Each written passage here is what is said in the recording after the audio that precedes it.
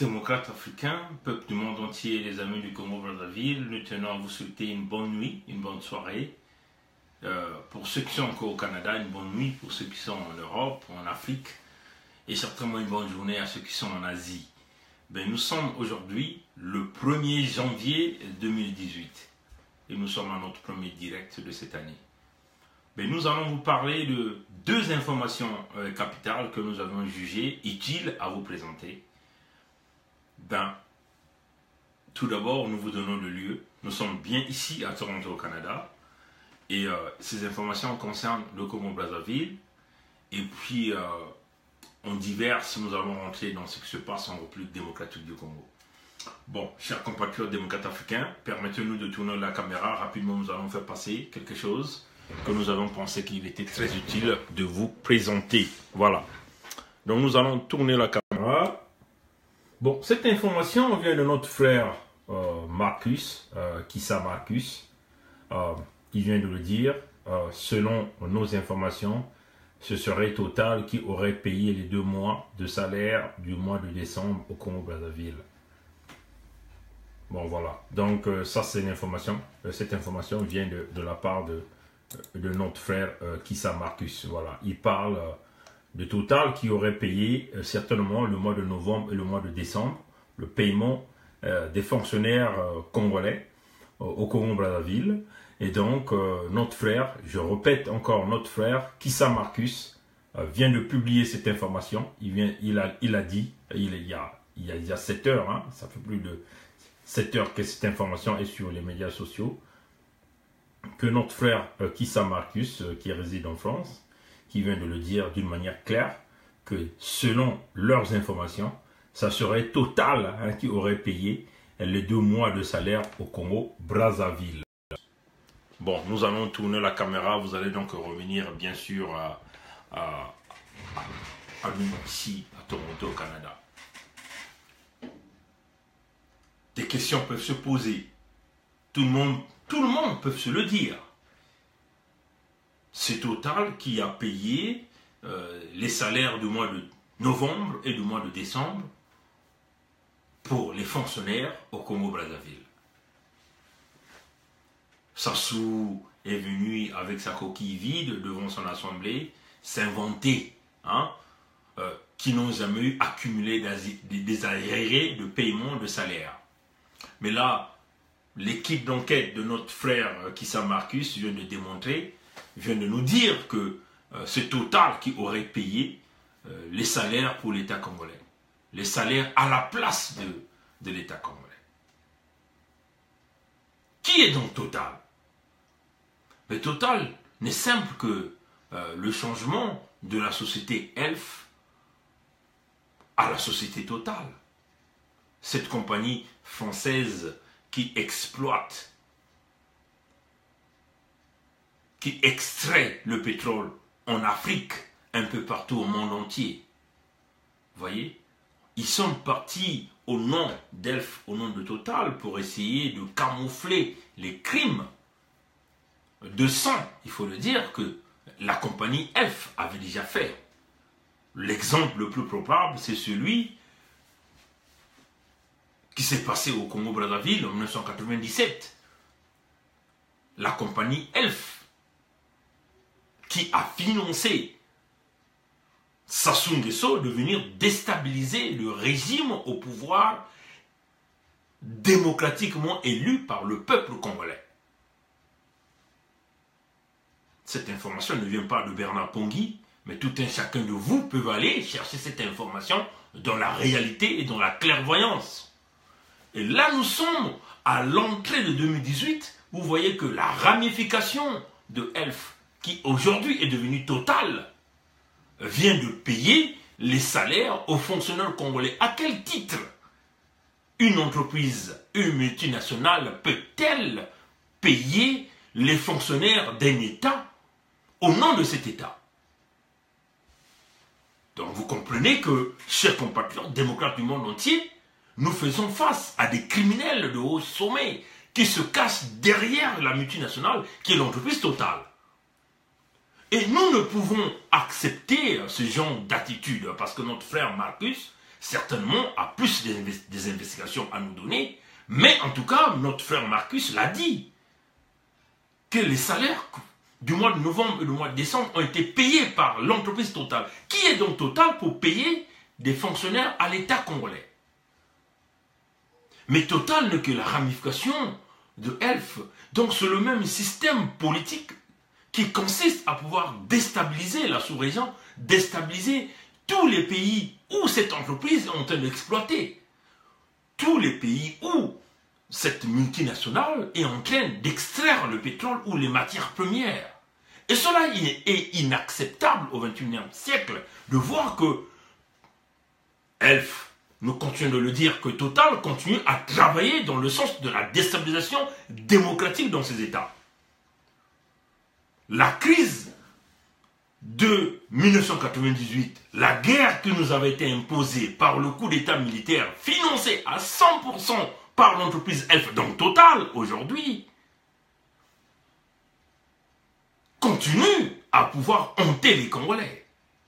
Donc si, au mois de décembre, Sassou qui a bradé l'économie de ce pays, qui a pillé l'économie de ce pays, qui a créé l'Armageddon économique, tout simplement en volant les fonds de ce pays, en bradant le pétrole de ce pays, et que le Fonds monétaire international pose des conditions. Mais vous voyez bien qu'il y a des multinationales qui viennent derrière pour essayer de secourir cet homme, pour qu'il continue à se maintenir au pouvoir, continue à travailler dans le sens de pouvoir brader les matières premières à cette multinationale qui est donc Total. Alors, démocrates du monde entier, peuple du monde entier, comme vous le voyez, notre premier direct de 2018 consiste convenablement à pouvoir condamner cette attitude, ce comportement des grandes multinationales qui viennent dans nos États pour briser les populations. Donc vous comprenez que la guerre du pool, la déstabilisation du pool est bien financée par Total, est bien financée par Eni aussi, vous voyez, parce que Sassou a été reçu au Vatican par le pape François, vous voyez, combien même que des crimes de sang sont en train de se faire commettre dans le département du Poul. Les crimes économiques sont en train de se faire au Congo. Vous voyez bien que nous avions là affaire à deux multinationales qui réellement ne sont pas là pour le peuple congolais, mais ils sont là pour pouvoir avantager Sassou, encourager Sassou à continuer à commettre ces crimes dans ce pays. Voilà pourquoi, chers compatriotes, nous le disons nuit et jour, que dans le partenariat que nous sommes en train de tisser avec des entreprises qui veulent vouloir exploiter au Congo, les multinationales qui veulent vouloir exploiter au Congo, nous, dans notre logique, c'est simplement de débouter toutes les entreprises qui participent dans le crime, dans la criminalité, au haut sommet de l'État au Congo-Brazzaville, de les débouter hors de ce pays.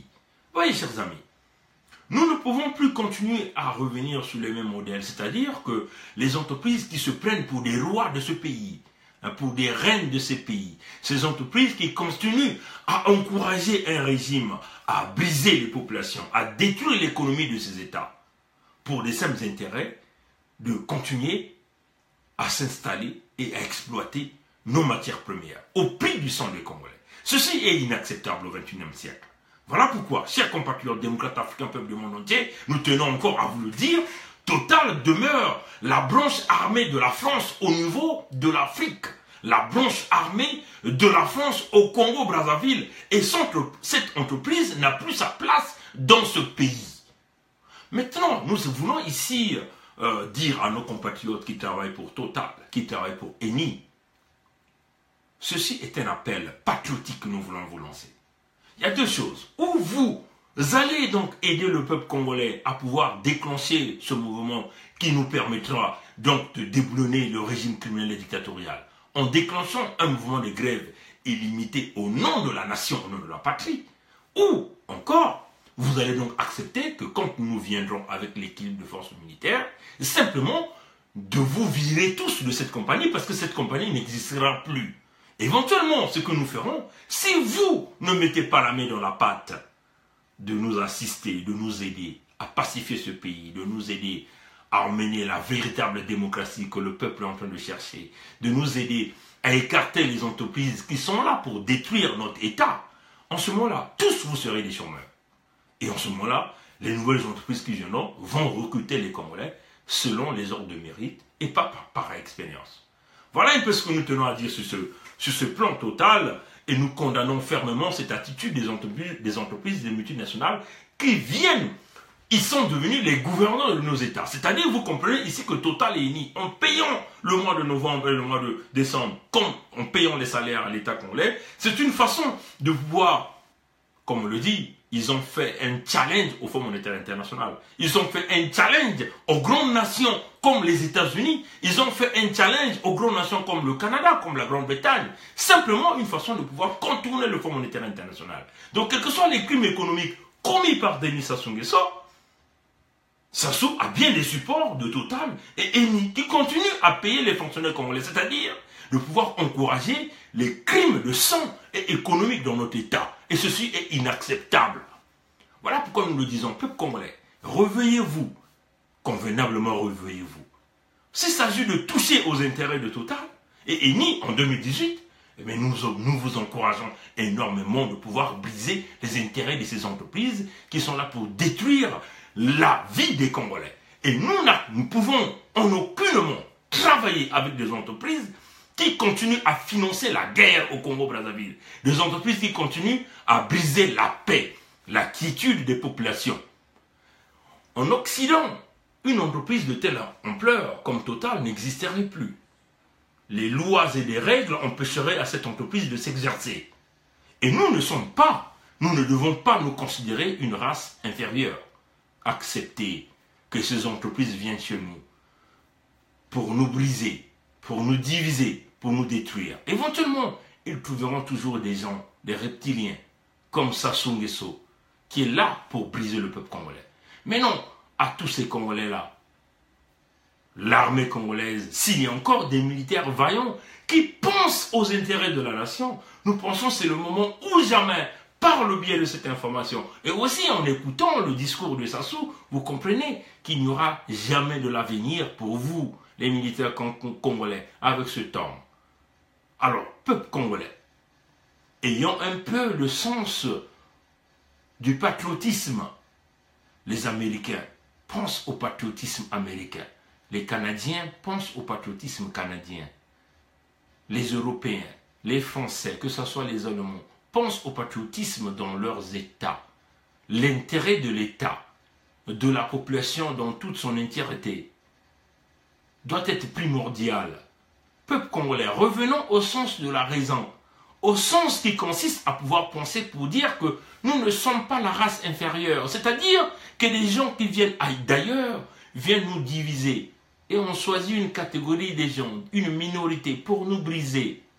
Chers compatriotes, essayons de revenir au sens de la raison dans cette nouvelle année pour que tous nous pouvons ensemble bâtir ce pays, construire le pays dans un nouveau modèle qui est dans le modèle d'unité nationale. Pour le faire, nous invitons les militaires congolais de briser Sassou.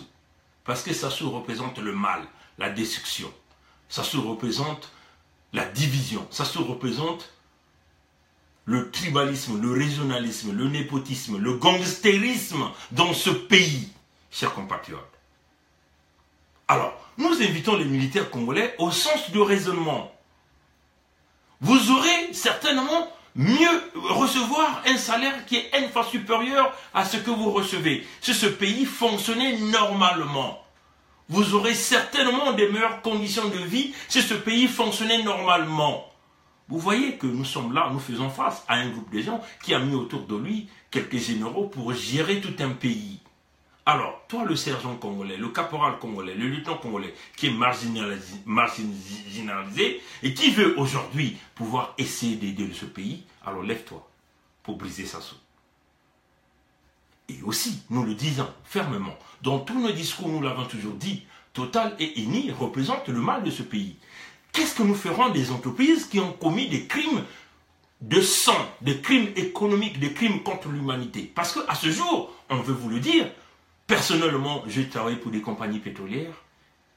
J'ai des amis qui occupent des hautes fonctions dans ces compagnies. Et nous avions l'information en temps réel.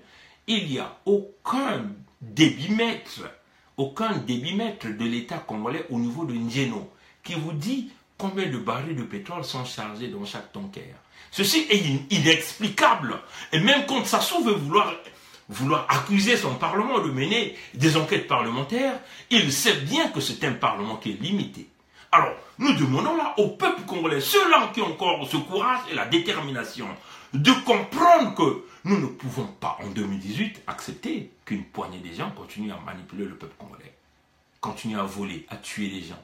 Une entreprise qui paye au nom de la République pour sauver un individu. Vous voyez, si Total paye les fonctionnaires congolais, vous voyez que la décision ne vient pas du patron de Total, mais la décision vient de l'Élysée, donc vient de M. Macron, donc vient du gouvernement français pour sauver leur préféré.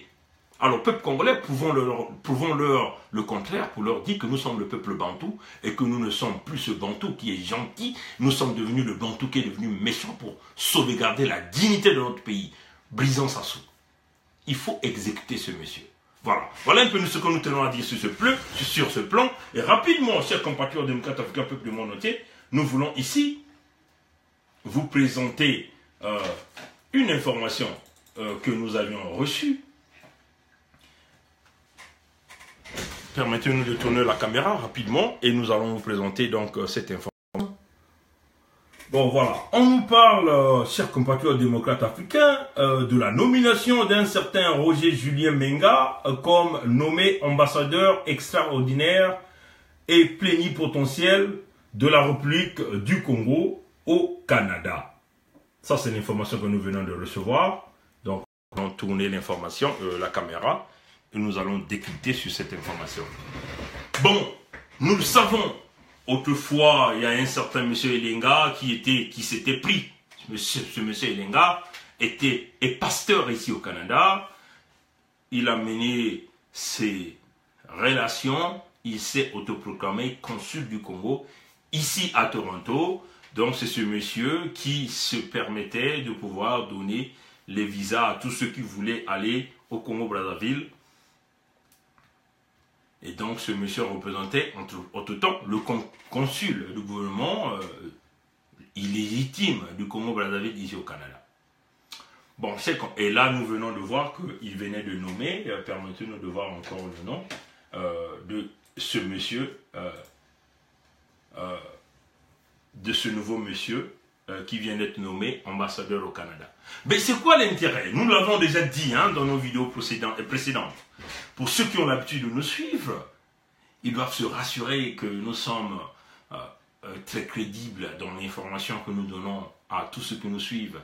Nous ne venons pas devant les écrans pour s'inventer, pour monter nos visages inutilement. Nous venons devant les écrans pour présenter des informations. Nous vous avons déjà informé dans les vidéos précédentes que le régime criminel de Brazzaville avait envoyé plusieurs dignitaires ici. Éventuellement, ils ont essayé de coopter dans la politique au niveau du Québec pour qu'ils puissent leur soutenir pour une éventuelle installation d'une ambassade au Canada. Mais l'objectif de Sassou, c'est quoi? Nous savons comment fonctionne ce système. Une fois que les diplomates installés dans un pays, quand on parle de diplomates, nous parlons ici de tout ce qui peut traiter des questions politiques, des questions militaires, des questions économiques. Et leur objectif, c'est quoi? Utiliser leur ambassade comme une branche pour pouvoir financer les partis politiques dans les pays où ils se sont installés. Éventuellement créer des grands lobbies qui permettent par exemple de financer les partis politiques, par exemple ici au Canada. Et nous l'avons vu par exemple aux États-Unis par un grand lobby qui soutenait ce régime criminel et dictatorial pour protéger ce pays, le Congo-Brazzaville et ce régime de Sassou contre les crimes économiques et les crimes de sang qu'ils sont en train de commettre. Et nous avons déjà averti les autorités de ce pays, du Canada, pour leur dire, voici le plan de ce système. Ils ont envoyé des émissaires ici pour pouvoir négocier. À la place de pouvoir seulement avoir un consulat, ils veulent maintenant installer une ambassade pour envoyer du monde, non pas seulement pour pouvoir financer illégalement les partis politiques, les lobbies politiques ici au Canada, mais aussi pour créer ce que nous appelons des organismes de la criminalité, c'est-à-dire commencer à pouvoir nuire à la vie des Congolais qui vivent ici au Canada. Bon, nous en sommes là.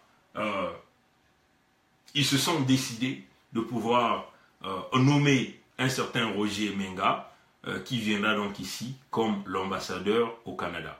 Mais, chers compatriotes démocrates africains, peuple de mon entier, cette information, nous l'avons vue dans leur site, de propagande mené par Brazza Paris Info 242 bis, et que nous connaissons ce système. Mais nous, de point de vue légitime et légal, nous avons donc pensé aller dans le site du ministère de l'Intérieur du Canada. Et nous allons vous montrer qu'est-ce que ce site-là nous dit. Permettez-nous de tourner dans la caméra et nous allons donc rentrer dans ce site. Bon, comme vous le voyez dans ce site, nous sommes bien au site, dans le site du ministère canadien des Affaires étrangères, vous voyez. Et donc, nous voyons que les relations du Congo-Brazzaville et le Canada existent depuis 1962. Donc, au temps du président Yulu, vous voyez. Et on nous dit clairement dans ce site que les relations entre le Congo-Brazzaville, on nous dit, les relations entre les deux pays sont limitées. Le Canada encourage la République du Congo vers la tenue du processus électoral plus transparent et libre, le respect des droits de la personne, ainsi que la pratique d'une gouvernance inclusive et responsable. Vous voyez, chers amis, démocrates africains. Et l'ambassade du Canada, le ministère des Affaires étrangères du Canada nous dit ceci, comme vous le voyez ici, l'ambassade du Congo, l'ambassade du Canada à Kinshasa, en République démocratique du Congo, assure la représentation du pays en République du Congo. Maintenant, quand nous voyons ce que le ministère nous dit, la République du Congo au Canada, l'ambassade de la République du Congo à Washington, d'ici, aux États-Unis, assure la représentation du pays au Canada. Vous voyez, la République du Congo a également un consul honoraire à Toronto, comme on vous l'avait dit. Maintenant, quand nous essayons de partir dans les échanges, vous voyez qu'il n'y a pas vraiment des grands échanges qui se font entre le Canada et le Congo-Brazzaville. Maintenant, quand nous essayons de regarder, étudiants de la République du Congo au Canada, en 2016, il y avait 371 étudiants congolais qui détenaient un permis valide pour étudier au Canada. Éventuellement, ces étudiants viennent par le biais des bourses d'exemption. Vous voyez, des bourses d'exemption, ce sont des bourses qui permettent aux étudiants congolais du Congo-Brazzaville de payer leurs études ici au Canada au même titre que les résidents permanents du Canada ou les citoyens canadiens.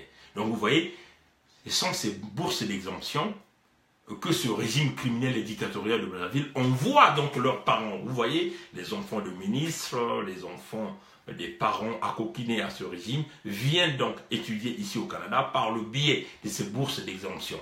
Et nous tenons à vous le dire que chaque année, le Canada offre donc 10 bourses d'exemption qui sont donc gérées par M. Mamboulou, qui donc est l'ambassadeur du Canada aux États-Unis. Et quand vous le voyez dans ces bourses d'exemption, il n'y a que des Mbossi, ressortissants d'Oyo, ou encore des enfants des colonels, des ministres qui viennent ici au Canada. Dans notre rencontre avec la ministre du gouvernement du Québec, quand nous l'avions rencontrée, celle qui assurait la relation internationale, nous n'avons pas envie de dire le nom ici, mais allez chercher, nous avions fait donc cette proposition. C'était une coalition des forces politiques de la société civile et aussi les citoyens du Congo-Brazzaville résidant au Canada. Quand nous sommes allés la rencontrer, on l'a dit d'une manière claire, pourquoi nous ne pouvons pas supprimer ces bourses-là ou encore donner ça à une organisation totalement indépendante ici au Canada qui va gérer ces bourses. Parce qu'on vous le dit, on l'a dit à cette dame, à cette madame ministre ici au Canada, des relations internationales au niveau du Québec, on l'a dit, que ces bourses ne permettaient qu'aux enfants des dignitaires au pouvoir de pouvoir accéder à des grandes études ici au Canada. Les plus démunis et les plus démunis, étudiants congolais, qui sont très intelligents, mais qui n'ont pas la possibilité de venir, de sortir, d'aller expérimenter leurs études, n'ont pas la possibilité de pouvoir obtenir ces bourses. Donc nous avions proposé à cette madame, à cette femme, à cette grande dame, à cette ministre, si vous voyez, de pouvoir retirer la gestion des bourses d'exemption que le Canada octroie au Congo-Brazzaville, de pouvoir le retirer à l'ambassade du Canada aux États-Unis, de pouvoir le donner à une organisation non gouvernementale ici au Canada, qui va donc se permettre de gérer ces bourses. Vous voyez? Donc quand on nous parle de ces 371, éventuellement, ce sont les enfants des dignitaires, puisque nous avons la liste, hein, il y a des enfants des colonels, des généraux, qui sont ici au Canada. Éventuellement, ils ne peuvent pas venir de la partie anglophone, parce qu'ils auront des problèmes de langage.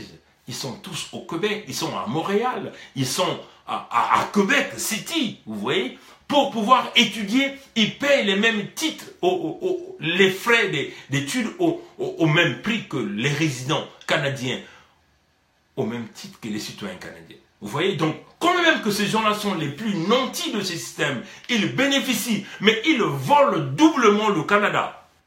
Vous voyez? Et là encore, par le biais de l'ambassadeur qu'il vient d'envoyer, que d'ailleurs le site du ministère des Relations internationales du Canada, puisque ce n'est plus le ministère des Affaires étrangères, des Relations internationales, ils ne sont pas encore au courant de la nomination de ce monsieur comme ambassadeur du Congo-Brazzaville ici au Canada. Donc vous voyez que si ces gens-là arrivent à venir au Canada, nous verrons que ça va être l'ouverture d'un réseau de mafia internationale installé au Canada, comme d'ailleurs ils l'ont fait avec les achats des maisons de Jean-Jacques Bouillard, de Wilfrid Nguesso, de Alain Akwala, de tous ces régimes, de tous ces gens de ce régime dictatorial ici au Canada. Vous voyez, chers amis, démocrates africains, peuple du monde entier, nous, en tant que Canadiens d'origine congolaise, nous nous sentons en insécurité de voir que le Canada puisse accepter l'ouverture de cette ambassade. Mais cela ne nous inquiète pas, parce que aussi, nous faisons confiance à nos autorités de ce pays, qui d'ailleurs ont déjà rejeté. Ils ne reconnaissent pas l'autorité de Sassou Nguesso comme président élu du Congo-Brazzaville. L'ancien ministre des Affaires étrangères, M. Mathias, M. Ndjan, John, oui, a déjà fait une déclaration sur cette affaire. Et nous faisons confiance à nos autorités canadiennes. Vous le voyez que la mafia que le Congo-Brazzaville veut venir faire ici au Canada, ça sera une mafia d'investissement. C'est-à-dire, simplement voler l'argent du Congo-Brazzaville, venir l'investir au Canada en utilisant des réseaux mafieux qui vont leur permettre de financer les partis politiques. Et ça, c'est contre la loi ici au Canada. Et voilà pourquoi nous le disons, nous le dénonçons de vive voix. Pour nous, l'ouverture de l'ambassade du Congo-Brazzaville au Canada n'aura pas d'effet. Et qu'est-ce que cela a apporté au Canada? Absolument rien. Vous voyez? Les bourses d'exemption qui sont gérées par Mamboulou, qui est l'ambassadeur du Congo aux États-Unis, ne bénéficient qu'aux enfants des dignitaires de ce régime. Ces bourses-là n'ont jamais bénéficié aux Congolais démunis. Vous voyez? Voilà pourquoi nous avons même, dans notre proposition, quand nous l'avions présentée, on a dit, il y a deux choses. Ou vous suspendez ces bourses pendant une certaine période, ou vous le donnez à un organisme non gouvernemental, ici au Canada, qui n'est pas affilié à des Congolais du Congo-Brazzaville, mais qui va commencer à gérer ces bourses-là. Comme ça, les étudiants congolais qui sont au Congo, de l'université Merengwabi, vont directement s'adresser à cette organisation, envoyer leur demande, et en ce moment-là, cette organisation va travailler, va étudier les dossiers de tout un chacun, et va décider à qui ils vont octroyer cette bourse-là.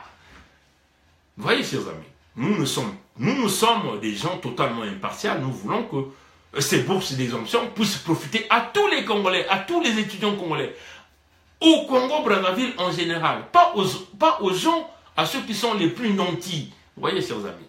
Donc, nous voulons ici encore attirer l'attention de nos dirigeants de ce pays, de ce Canada, notamment à notre Premier ministre, Justin Trudeau, à la reine d'Angleterre. Comme vous le voyez, nous faisons face à une organisation criminelle par le biais de Jean-Jacques Bouillard qui a acheté plusieurs appartements, par le biais de Alain Akwala qui a acheté plusieurs biens en passant par l'intermédiaire de tous ces petits et tous ces enfants qu'ils ont pu installer au Canada.